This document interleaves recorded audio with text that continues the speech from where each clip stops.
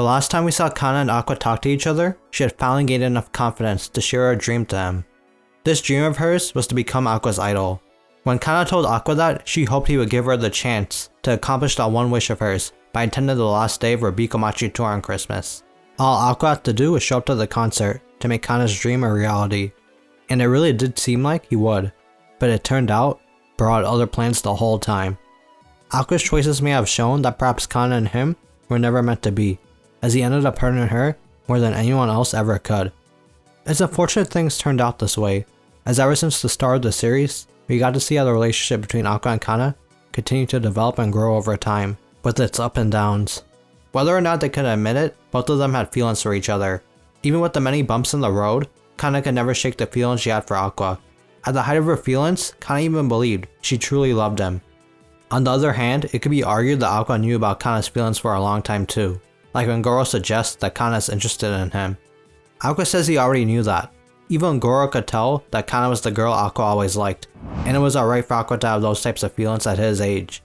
Yet the only ways Aqua could show his feelings was either by laughing at how gullible she was, or by completely pushing Kana away for her own safety. Once Aqua realized just being near Kana in public could potentially lead to her dying like I, he began going out of his way to avoid her.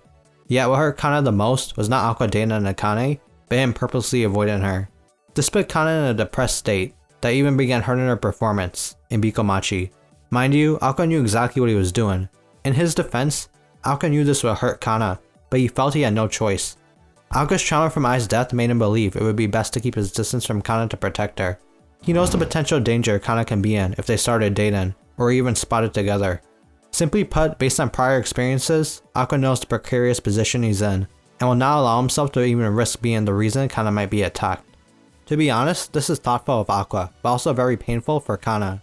Then as we learn later, Aqua didn't even have to go as far as he did. When Aqua explains everything to Kana, she quickly understands that he was just trying to protect her, before literally slapping some sense into him.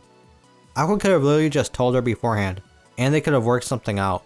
We even get shown examples of how idols handle these situations, like they're getting private rooms for meetings, or wearing disguises in public, like Aqua and Kana do later on.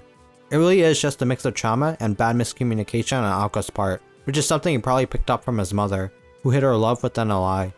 Ultimately, this broke Ai's first love to the point of no return, and unfortunately, this is more of a trend with Kana in specific when it comes to Aqua. Like when he first kissed Akane in My Love, simply to further his own goals.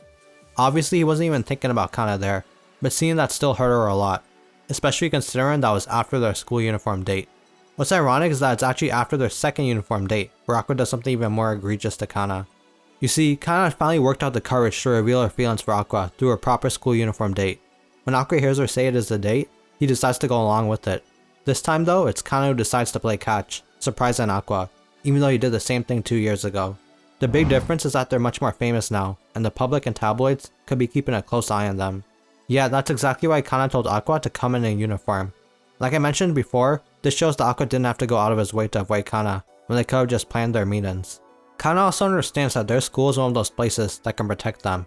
In a way, it allows them to interact without the tabloids being able to make any damage in stories. They would just be students interacting while in school. Kana understands because she's a grown woman now, and then throws the ball to Aqua along with the question. She wants to know what Aqua plans to do in the future. Raising his hand in a similar way to last time, Aqua reveals he's planning on applying to medical school. After all, it was his dream to become a heart surgeon. A very long dream. Hearing this, Kana's galaxy eyes light up, as she believes that suits Aqua perfectly. Kana is certain Aqua will save many lives and bring hope to many people, as she believes he will be a good doctor. It's the perfect role for Aqua, who always wants to help people. Those words alone show how much she understands Aqua, as it's similar to how Tsukiyomi described Aqua near the end of his life. Aqua was someone who couldn't stand to see others suffer, and a hopeless softie who would help people without any benefit in return. Kana really knew who Aqua was as a person, and he even seemed a bit embarrassed after hearing her words. Aqua then throws the ball back, wanting to know Kana's dream. The thing is, her dream of being a popular actress came true already when she was 5 years old, so in a sense, Kana had been living a life without dreams. However, it's thanks to Aqua, Kana was finally able to have a new dream. As Kana throws the ball back at Aqua, she tells him that she wants to be the only one he looks at. Her dream is to become Aqua's idol. All she wants him to do is show up to her Bikomachi retirement concert. Then Kana ends her request by saying that if he can say she's Aqua's favorite idol, then she can be his only star. Those are the last words we see Kana say to Aqua while he's still alive.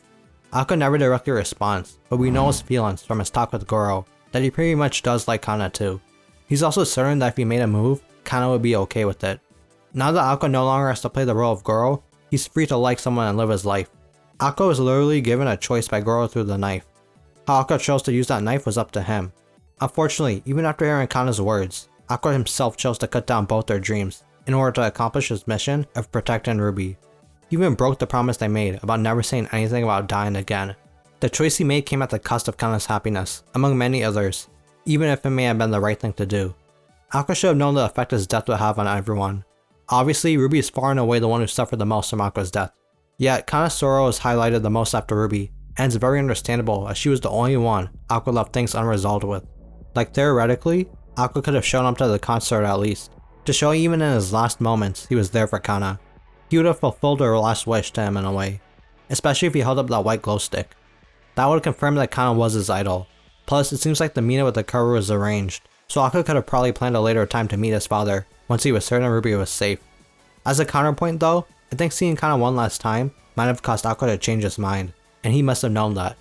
Like when Kana made those ships to cheer Aqua up, he felt troubled because even though he wasn't in the situation right now and didn't have the right for it, Aqua admits that when he's with Kana, he just ends up having fun.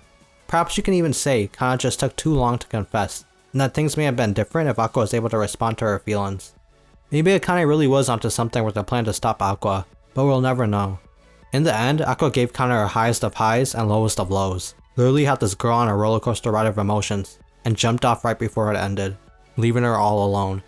I can't even say it's diabolical, cause Aqua had valid reasons too. Like I don't think this makes Aqua a bad person, but if you remove the context, the results of his actions on Kana alone show how much he's been hurt. Aqua can always resolve things easily by just communicating with Kana, as she has always understood why he did what he did. Like when Aqua first started dating Akane as a business relationship, or when he decided to avoid Kana. She has always been kept in the dark, and now, Kana will never know the full truth. Even though Kana got over his death, it cannot be denied that this dream of hers died alongside Aqua, and he's the one who chose to end it himself. Sadly, even though Kana didn't know Aqua willingly betrayed her, the emotions she displayed at his funeral were understandable, and I can't fault her for forgetting about him, like she said she would.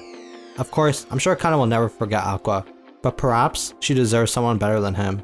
What do y'all think though? Besides Ruby, did Kana suffer from Aqua's actions the most, and should she just move on? Let me know in the comments, and as always, thanks for watching. If you enjoyed the video, please drop a like and subscribe. I got some more Oshi No Ko content here too that you can check out. Peace.